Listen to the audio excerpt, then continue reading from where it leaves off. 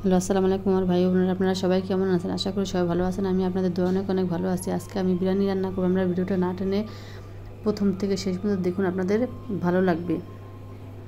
এবার আমি একটি কড়াই বসিয়ে দিলাম, দিয়ে দেবো রান্না করার তেল।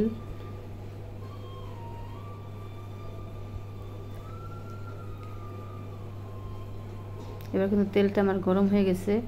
এবার আমি দিয়ে দেবো আদা রসুন বাটা, দিয়ে এটাকে একটু হালকা ভেজে নেব। ভেজে নেওয়া শেষ। এবার আমি দিয়ে দেবো হালকা পানি দিয়ে একটু নাড়া দিয়ে দেব। এবার দিয়ে দেবো সামান্য লবণ।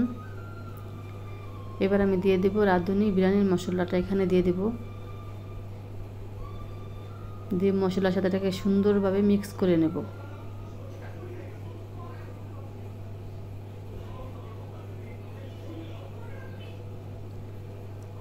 মশলাটা কিন্তু আমার কষানো শেষ। এবার আমি দিয়ে দেব ধুয়ে রাখা মাংস।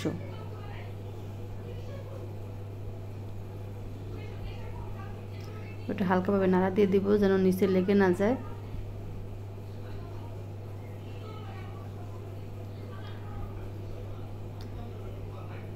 এবার আমি একটা ঢাকনা দিয়ে ঢেকে দেব।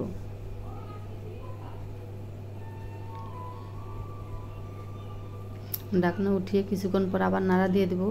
ভাই বোনেরা, আমি কিন্তু কোনো পানি অ্যাড করি না। মাংস থেকে যে পানি বের হয়েছে এটাতে কিন্তু আমার মাংসটা সিদ্ধ হয়ে যাবে। এবার আবার ঢাকনা দিয়ে ঢেকে দিব।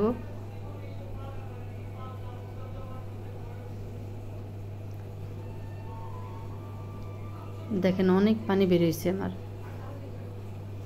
এই জন্য আমি ঢাকনা দিতে পারি না। ছোটো একটা বল দিয়ে ঢেকে দিয়েছি। ঢাকনা দিলে আমার মাংসের ভিতরের তেলগুলো সব উঠে যাবে। এই জন্য একটা বল দিয়ে আমি উপরে ঢেকে দিয়েছি। আপনারা খারাপ মন্তব্য করবেন না। এবার কিন্তু অনেকটা পানি আমার কমে গেছে। এবার আমি উপরে দিয়ে দিব টক দই।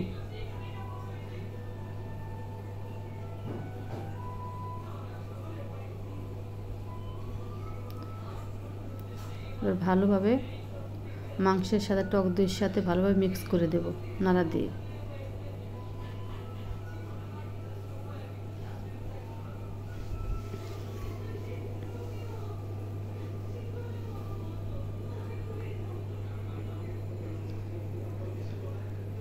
ভাই বোনেরা, আমার মাংসটা কিন্তু হয়ে গেছে। এবার মাংসটা আমি নামিয়ে নিলাম। দিয়ে দিলাম গরম পানি। গরম পানির নিচে নামিয়ে এবারটি কড়াই বসিয়ে দিলাম। দিয়ে দিলাম রান্না করার তেল। তেলটা গরম হয়ে গেছে। এবার আমি দিয়ে দিব পেঁয়াজ কুচি। দিয়ে এটাকে আমি ভালোভাবে ভেজে নেব। ভাই বোনেরা, আমার রান্নাটা যদি আপনার ভালো লাগে একটা লাইক দিয়ে সাবস্ক্রাইব করে চ্যানেলটার সাথে থাকুন ভিন্ন ভিন্ন রান্না দেখার জন্য। আমার কিন্তু পেঁয়াজটা ভাজা শেষ। এবার ধুয়ে রাখা চালটা দিয়ে দেব। এটাকে ভালোভাবে আমি এখন ভেজে নেব।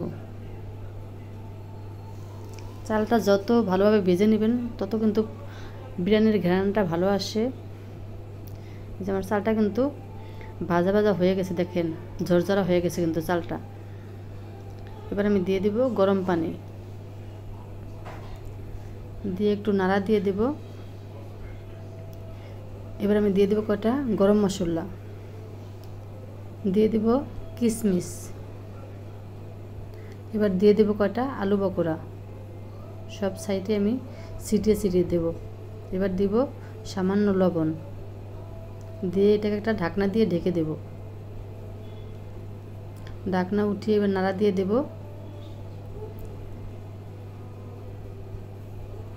এবার দিয়ে দেব কটা কাঁচামরিচ। এবার আমি দিয়ে দেব লিকুইড দুধ, দিয়ে এটাকে ভালোভাবে নাড়া দিয়ে দেব। এবার আমি দিয়ে দেব চিনি। চিনি দিলে বিরিয়ানির স্বাদটা বাড়ে, এই জন্য আমি চিনি দিয়েছি। এবার আমি দিয়ে দেব মাংস।